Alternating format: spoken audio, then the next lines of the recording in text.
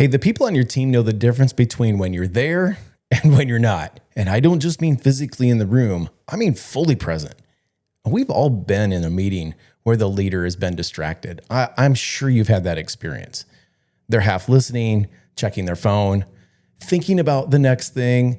And the message it sends is crystal clear that this moment, this person, this work doesn't matter enough to have my full attention. I've coached leaders who swear they're present because they're in the meeting, but presence isn't about being in the meeting. It's about being in the moment. It's about being able to read the room and asking questions that matter and signaling that the work and the people doing it are with your very best focus.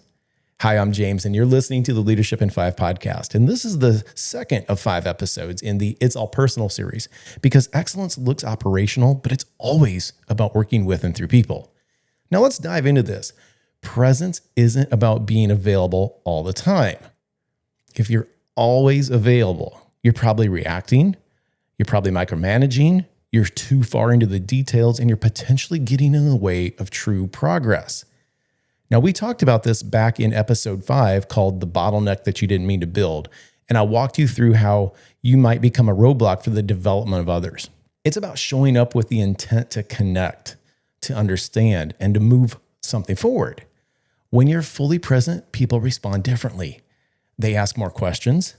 They volunteer their thinking. They step into ownership because they know you've engaged in what matters to them, not just what matters to you. And here's the part that many leaders miss. Presence is how you actually lead with and through others. That's my favorite way to define leadership, learning how to work with and through others. And presence is the entry point to that. I like to think of it like this. It's the kitchen door in your home. That's where trust deepens and real conversations happen. People who walk through your kitchen door feel invited and the conversations are better. So let's unpack that just a bit further. When you're present, you see things others miss. You see things that you would have missed otherwise. You hear the hesitation in someone's voice when they say, yeah, we're on track. And you catch the spark in an idea before it gets buried in the agenda of the day. You might notice the tension between a couple of team members and address it before it turns into politics and starts to invade the rest of the team. Founders have to be noticers. And if you lack presence, you can still hand out assignments. You can still approve work, but you really can't inspire commitment.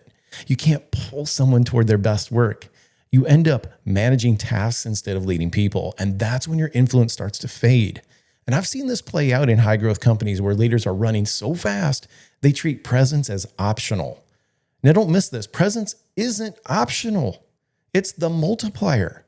It's what makes your systems and your strategy actually work because people carrying them out know you're engaged with them, not just engaged with numbers and metrics. So here's where you can start this week. First, choose an interaction. It could be a meeting, like a one-to-one, a project review, but the challenge to you is show up without distraction.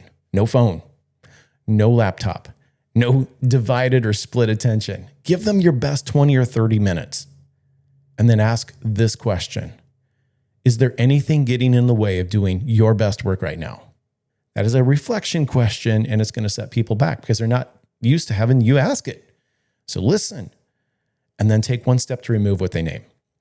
So let's close with a couple of reflection questions here. When was the last time that you can honestly say you were fully present for someone on your team? Take a moment and think through that. When was the last time you can honestly say you were fully present? Where are you physically present, but maybe you're mentally absent? And who could benefit most from you being all in this week? Remember, presence isn't about being everywhere. It's about being fully there when it matters most. And that's what we're thinking about today.